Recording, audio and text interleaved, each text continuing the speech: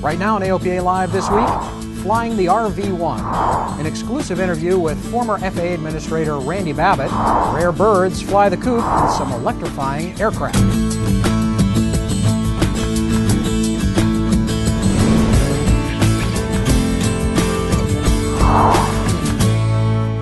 Hello and welcome to AOPA Live this week for May 24th. I'm Tom Haynes. 3, 2, 1, 0. And launch of the SpaceX Falcon 9 rocket as NASA turns to the private sector to resupply the International Space Station.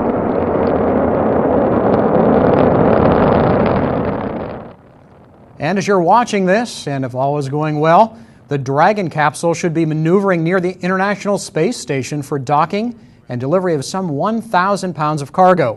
SpaceX is the first private cargo rocket to deliver to the space station and an important test for NASA to see if routine space missions can be handed over to private industry.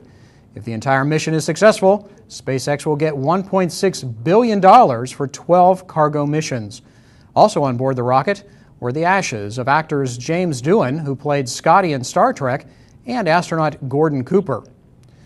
But some of America's pioneer astronauts aren't so happy about NASA's new direction. As you might expect for some guys with the right stuff, they aren't shy about speaking out. We have been stating our policy, Neil and Jim and I, through op-eds and testimony in front of Congress for the last 2 years. It's a mission to nowhere. We have abdicated our leadership in space. There is no policy, there's no destination, there's no timetable. We can talk about putting people in a room and creating technology, but without a goal, what do they do? The space program is one of the things that this country really all looks towards, the average person. And it represents the country and its leadership and its technology.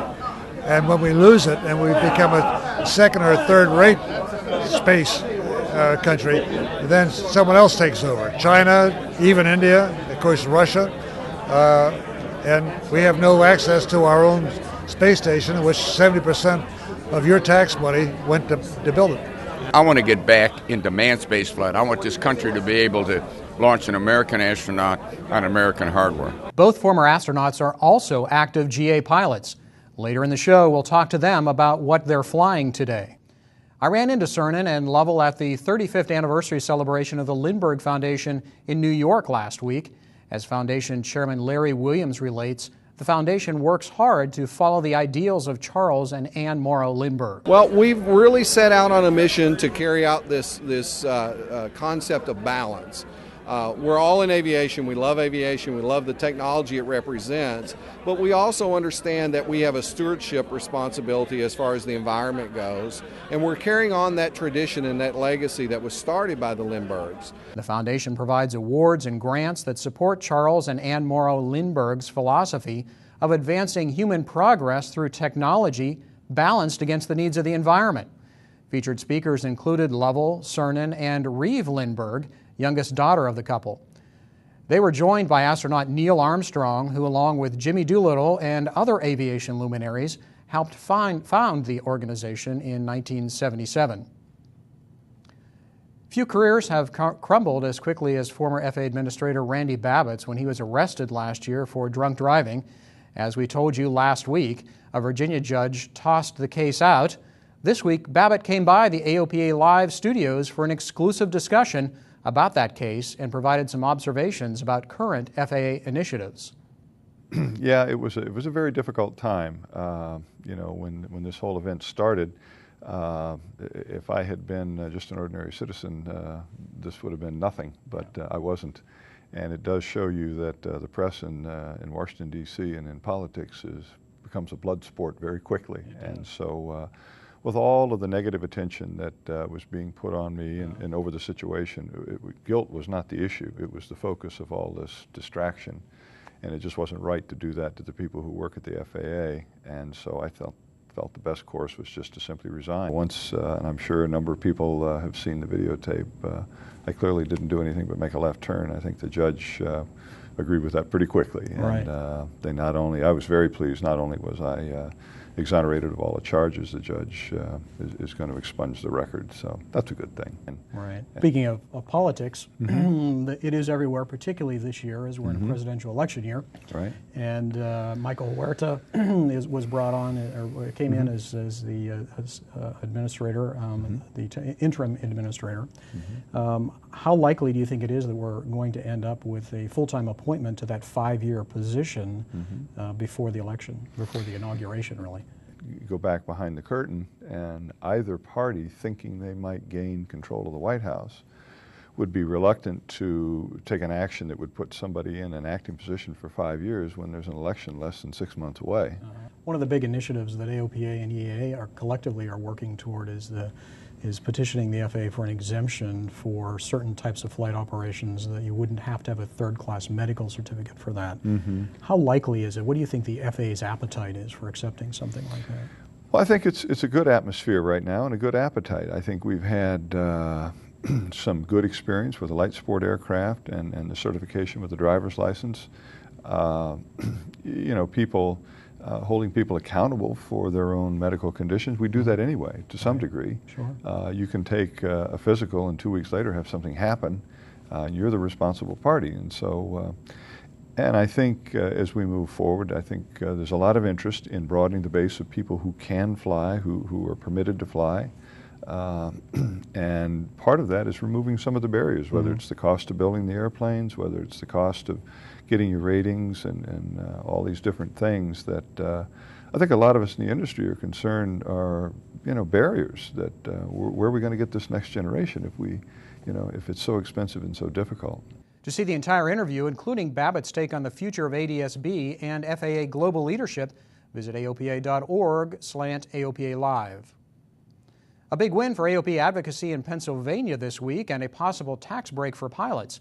The Pennsylvania House of Representatives passed a bill to exempt aircraft purchases and maintenance from the state's 6% sales tax. As we've told folks in Pennsylvania and as legislators have understood, it's a real jobs bill. This is about bringing great aviation jobs to Pennsylvania.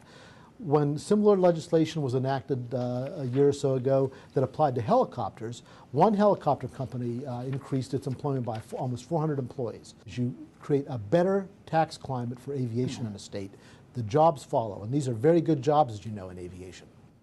AOPA worked with the Aviation Council of Pennsylvania to push for passage of that tax exemption. The state Senate must now approve it. And some encouraging news about general aviation accidents. The AOPA Air Safety Institute reports that flight hours were up in 2010, while the number of accidents declined from the previous year. And that means the 5-year trend of improving accident rates continues. Last year we had over 40,000 people attending safety seminars, so I have to think that that's helping. And the reality is that we've pretty much engineered most of the accident precursors out of the hardware itself. Not so easy with human beings. The primary buckets, if you want to look at that, also haven't changed very much. So for example, low-level maneuvering flight, which covers a wide area of things from inadvertent stalls to low-level buzzing and that kind of thing, haven't changed very much. A complete analysis of fixed-wing aircraft accidents in 2010 will be available later this year in the Air Safety Institute's annual null report. The safety record for experimental and amateur-built aircraft is not quite as good, however. The National Transportation Safety Board looked at accidents occurring last year and found that while experimental and amateur-built aircraft represent about 10% of the fleet, they account for 15% of all accidents and 21% of all fatal accidents. On Tuesday, the board approved 16 safety recommendations for experimental and amateur-built aircraft. Analysis found that pilot inexperience and a lack of specific aircraft knowledge was a factor in many loss-of-control crashes. The NTSB noted that structural failure accounted for just one experimental crash last year. Among the many amateur-built designs, the RV series from Vin's Aircraft have a solid reputation for strength and performance, and the prototype for all of them was the RV-1. A group of dedicated volunteers found that original airplane and restored it. It'll be placed in the EAA Museum later this year. AOPA pilot senior editor Dave Hirschman had a chance to fly the RV-1 on a portion of its journey to Oshkosh. Flying this airplane, you just picture the young engineer and the airplane designer flying around and being uncomfortable and thinking of 1,000 different ways that he could improve this airplane. It's amazing to think that this humble airplane is the one that launched a revolution in the amateur-built category and in the way we fly in America and around the world. It's a real privilege to get to fly this one-of-a-kind airplane. It's the prototype Vans RV-1. There are over 7,600 Vans aircraft flying today, and this was the first of all of them. It started out as a Stitch Playboy, was modified by its owner, Richard Vance Grunsven, who thought he could improve it, and he did. But by today's standards, it's still extremely primitive. This engine is a 0290.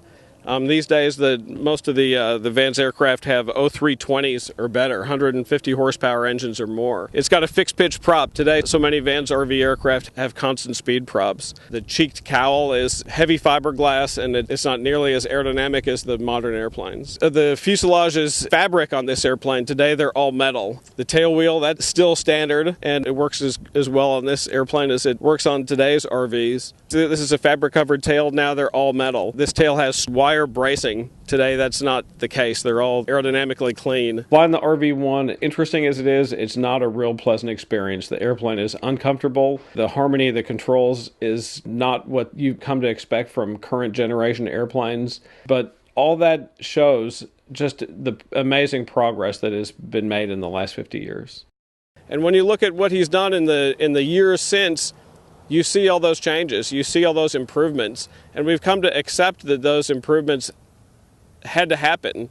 But in looking back on it, you see that they really didn't have to happen, and they were one person's vision, and that person's vision has changed flying for thousands of people. Dave Hirschman, AOPA Live. The RV-1 certainly holds a special place in the world of experimental and amateur-built aircraft, spawning one of the most successful lines of experimental aircraft ever. Well, coming up, electric airplanes, some rare birds fly the coop, and a bit later, river running in an airplane. AOPA Live this week continues. The thing about radar is you don't know, is this convective? Whereas storm scope, no question what it is. It will save your butt and your airplane.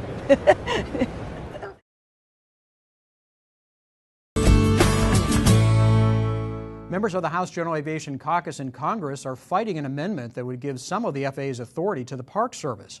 That amendment by Tennessee Senator Lamar Alexander would give the National Park Service authority to regulate airspace above tribal lands and national parks.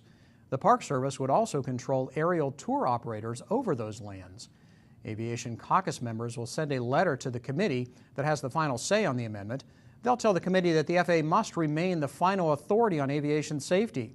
You should contact your member of Congress and ask them to sign on to that letter. Meanwhile, in the air capital of the world, there are some encouraging signs about the health of general aviation. The Wichita Airport Authority says general aviation operations are up at both of its airports, Mid-Continent and Colonel James Jabara. The first 3 months of this year have been the busiest since 2009. And next door in Nebraska, the General Aviation Manufacturers Association held a general aviation jobs rally at Duncan Aviation.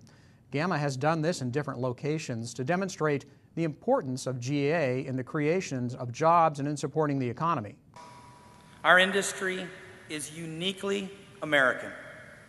It's worth supporting and it's worth fighting for.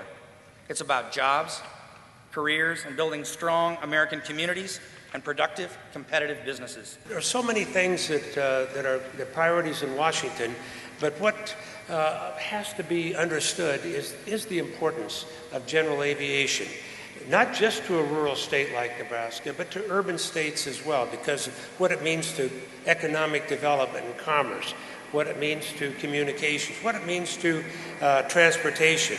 You keep commerce flowing, and you empower new business in everything that you do.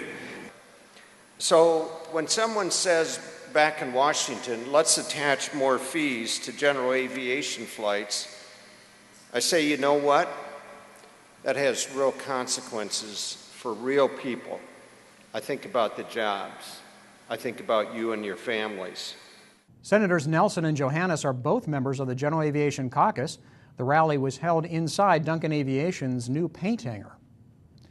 Well, is there a new electric airplane in your future? AOPA pilot editor-at-large Tom Horn takes a look at two that are beginning to amp up. The first practical electric airplanes on the market are likely to be ultralights or light sport aircraft. Here we take a look at two that approach aircraft design from opposite ends of the spectrum. Flight design started with an existing ultralight, their Flight Star. The inspiration for the E-Spider occurred at Aero Friedrichshafen in 2009 through a mutual friend, Marcus Villinger from Austria that I met years ago, a new TNU of Unique, and he had proposed that the Flight Star would be a suitable platform for turning into an electric airplane. Flight Star is relatively clean for an ultralight and flies well on limited power. Here it's powered by a lithium-ion battery pack. The development of the power system by Unique was such that it was literally plug and play. Unique is a Chinese company with its roots in radio-controlled models. The company is now developing electric motors, batteries, and controllers for the full-scale aviation market. Ecologically friendly. Ecologically friendly. No gas, no carbon emissions, no noise.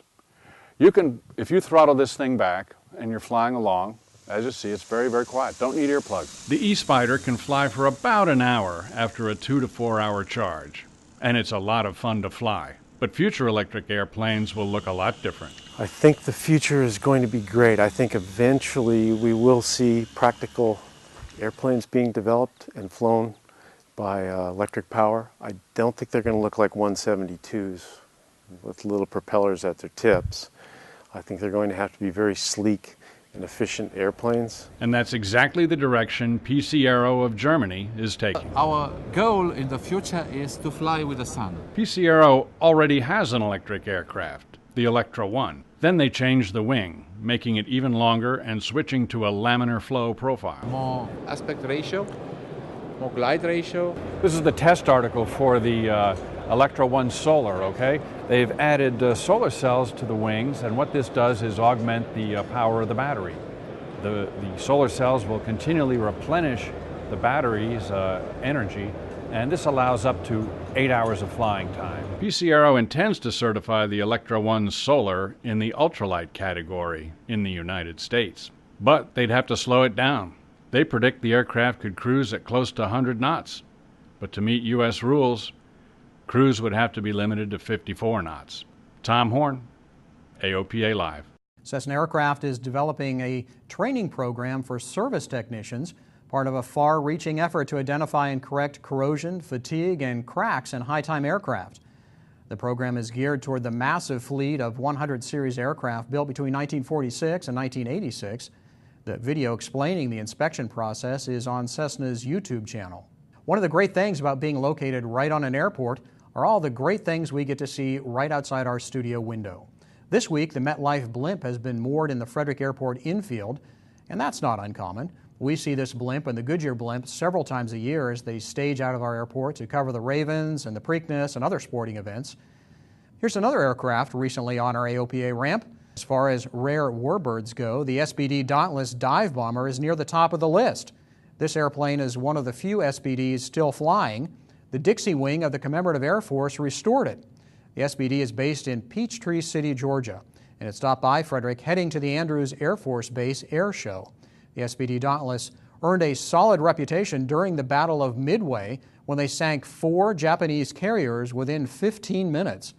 CAF Dixie Wing member Jimmy Dunnigan says he's proud to share the history with others. It's very moving because you think of the guys that flew the thing and didn't come back. I think the first time I flew it, I'm a Navy veteran of the CB caliber, but to be in an airplane that I know changed the world at the Battle of Midway was emotional. Dunnigan says the war in the Pacific was changed by the sinking of those Japanese carriers.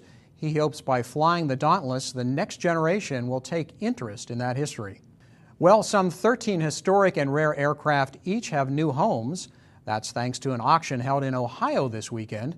AOPA Live cameras were rolling as the bidding heated up, and rare birds flew from a collector's coop. Okay, folks, we're here to have an auction, and that's what we're going to do. The first one we're selling is a 19 46, Aranca 7AC. Total time. We had 13 airplanes. There was probably 250, 300 people standing around here. Okay, you got any kind of money? 12,000. I got 12,000 here, down to 13,000. 12,000, down to 13, now 14, get about 14. Well, they was all pretty unique, actually. 14, down 15, get about 15, 14. You know, the extras, you don't see many of the extras come up. That Ryan is, you know, it was only one of probably 5 that ever existed. So the Waco taper wing, same with the Spartan, the Mall. You had everything from general aviation to the antique, the collectible, the floats. I mean, it was just an amazing collection. 96,000. Y'all through? And $96,000. Museum quality. The Waco, and of course it's going to Australia. That's a long way to travel to bid on an airplane. It is a long way to travel. I flew in, got into Cleveland 10 o'clock last night. 125, 135, and 125. Who get 135? Number 125, now 150, and 135. Been around old airplanes for a number of years. I fly for a living as well, so I'm a bit of an aviation person, you could say. And the cabin Waco's always had an appeal. I've always sort of kept an eye on them, and just recently, the last few years, I thought it's about time I tried to buy one. 150, 160, 150. Once I saw it, I thought, yep, I got to have this. This is just fantastic. 157.5, going one time with 55, a little bit of 157.5, going twice. $155,000 bid 157.5, going 3 times last call, and die. Total to you, $155,000. What's your number, sir? Going to Australia, got to put it on my number. 225, 225. I'm a very happy man, a very privileged man to have bought an airplane of such a standard of restoration. You can see our scene today. It's, you know, the auction method of selling anymore is rapidly becoming the way to disperse of big groups of aircraft. 161 down, $1 here, be 161 down, and I. Sold it to him, $160,000, put him on buyer number. What a collection of airplanes. Look for more on this auction in the August issue of AOPA Pilot Magazine, where senior editor Dave Hirschman will have more details on the airplanes sold. When we come back, giving away an airplane. No, it's not ours. Helping you see through the fog virtually. Running the Big Muddy. AOPA Live this week continues in a moment. We're celebrating the 10th anniversary of the legendary SR-22 by creating a tribute to Cirrus's innovation. We've held nothing back. Call now to own a piece of history. Last weekend, more than 100 aircraft flew into Batavia, Ohio for free hot dogs, an aircraft display, exhibits, educational seminars, and of course, the chance to win the Sporties Sweepstakes aircraft. A large group of pilots gathered under a G300-equipped Cessna Sky Catcher, each hoping that the cell phone in their pocket was about to ring. Hello. Hello, is this Matthew Smolin? Yeah. Yes, sir. My name is Michael Wolf, and I'm here at Sporties at our annual fly-in, and with about 3 or 4, maybe 500 people out here. And we're making the announcement that you're familiar with the Sporties Sky Catcher Sweepstakes. I am. Yes, and you obviously you're a customer of Sporties, and I'm calling to let you know that you're the winner of the brand new Cessna Sky Catcher. Is this for real? Yes, it is for real. The winner was U.S. Army Reserve Lieutenant Colonel Matthew Smolin of Tennessee. The Sky Catcher will be a little different mount for the colonel. He owns a Piper Seneca, but don't despair. You still have a chance to win AOPA's Tougher Than a Tornado Husky. It'll be given away during the AOPA Aviation Summit in Palm Springs this October. NASA is developing technology to help pilots see beyond what is possible with the naked eye. Last week, we showed you a system in development that puts images from infrared cameras onto a screen mounted on ordinary eyeglass frames. This week, reporter Jim Moore takes you back to the lab for a look at a system that gives pilots the same access to critical information on the ground without using a camera. In a NASA laboratory stocked with synthetic heads, researchers are developing the next generation of synthetic vision.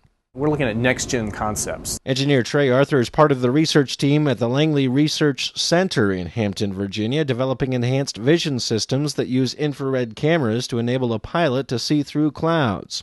At the same time, a parallel project has produced a prototype of another system that would cut through the confusion of navigating a complex airport in any weather. What we've implemented in here is a virtual reality concept, in that it would be an onboard three-dimensional airport database.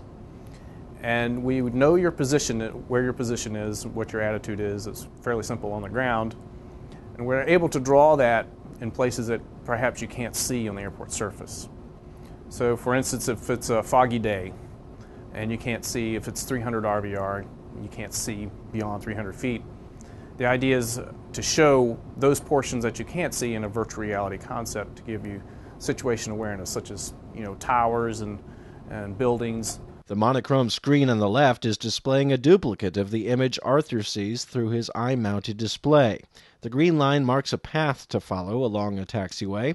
Based on pilot input, the prototype includes a feature that turns off the eyeglass display when the pilot's head tilts down to look at something inside the cockpit. We would do these taxi runs with pilots, and then at the end of the day, after they did several runs, we would get their opinion on what they thought was critical for the task.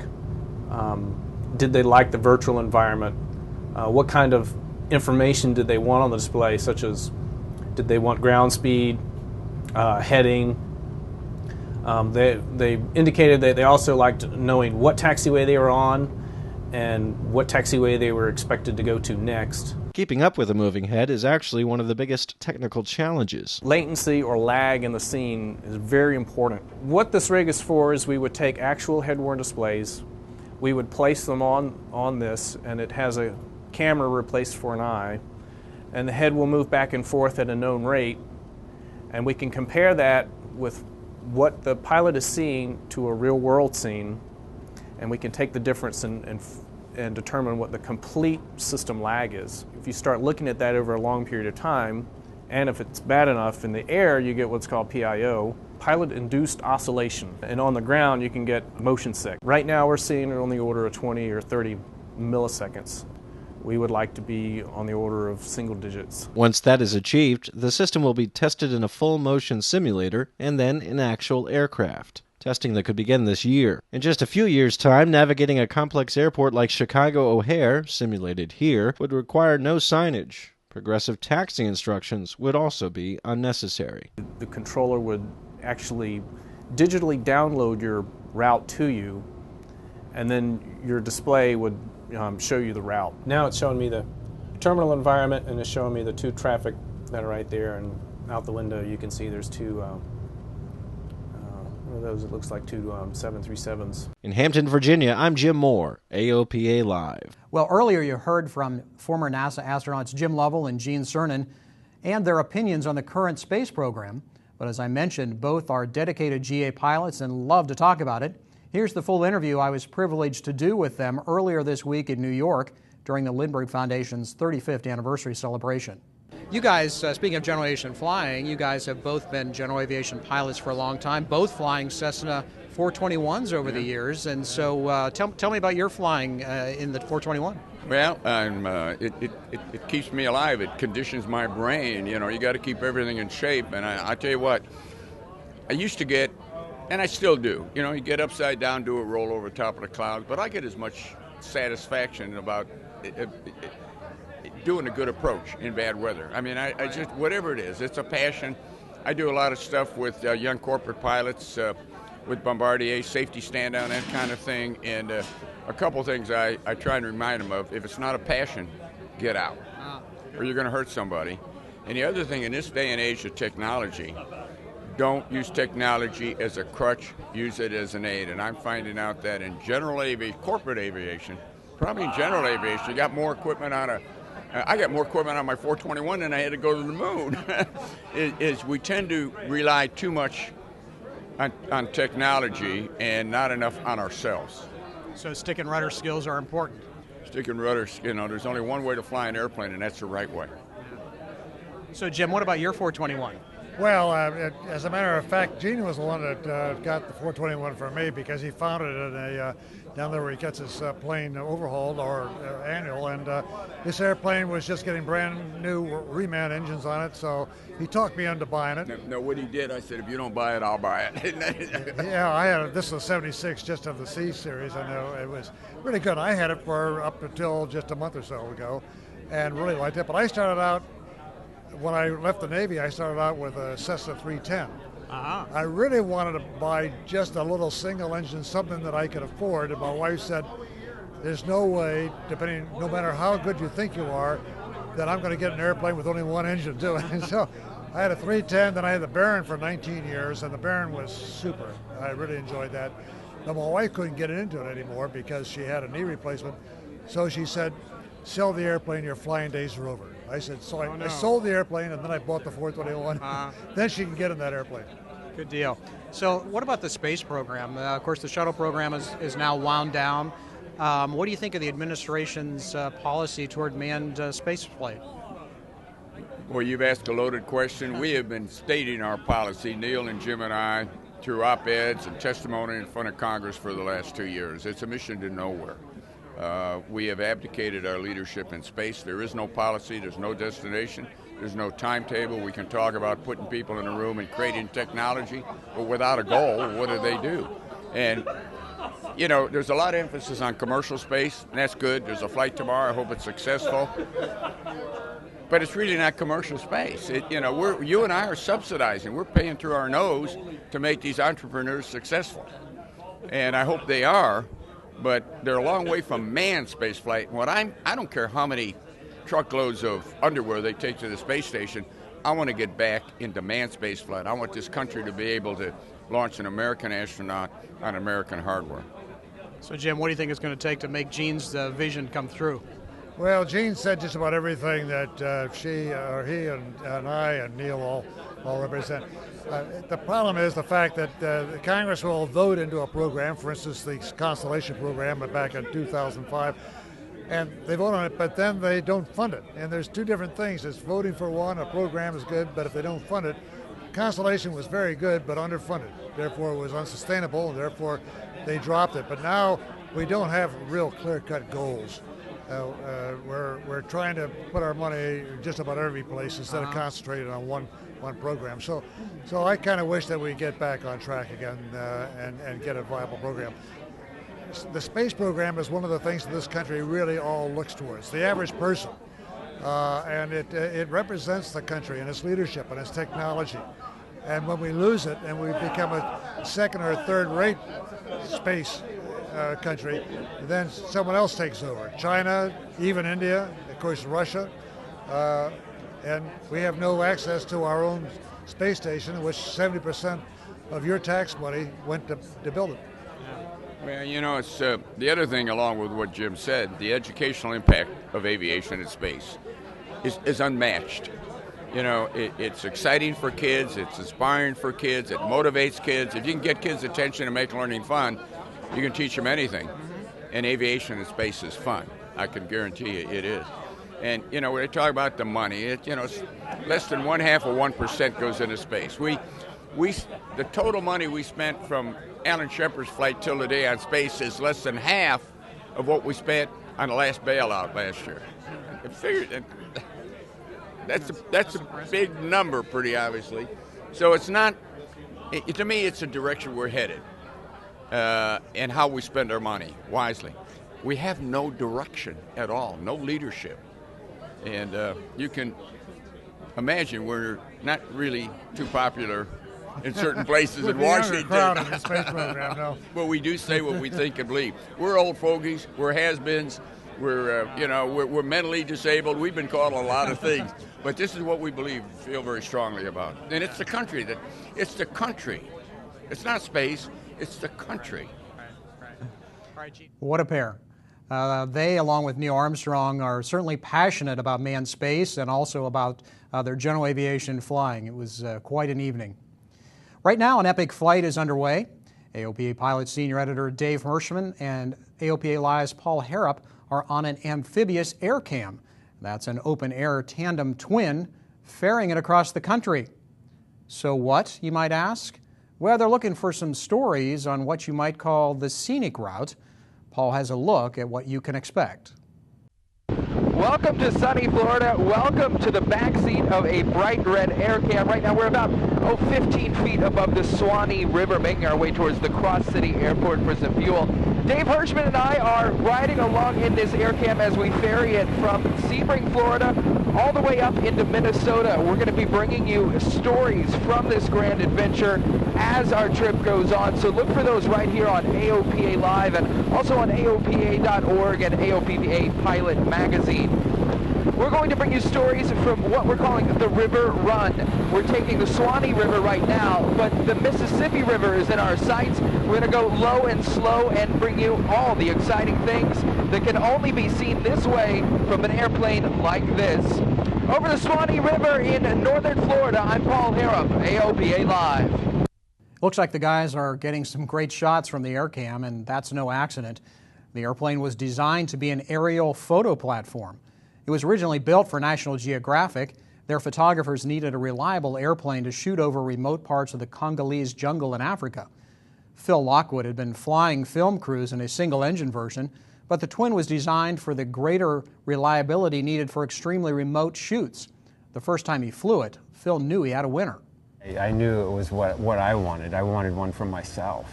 And so I didn't really know that we would build so many of them. But I knew it was something that I was interested in, and I kind of wanted one. I wanted to have one of these. So built the first one for them, came back, and then took the second prototype to Sun 'n Fun in Oshkosh.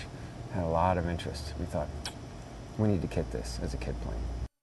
That was 1993. Since then, nearly 200 airplanes have been built. They are licensed as amateur-built experimentals. Look for more about this unique airplane and more of our epic flight to the River Run coming up in the following weeks on AOPA Live. And also next week, I'm Elizabeth, riding along with Sean D. Tucker. We'll take you along for the ride. That and all the news from General Aviation. I'm Tom Haynes. We'll see you again next week on AOPA Live.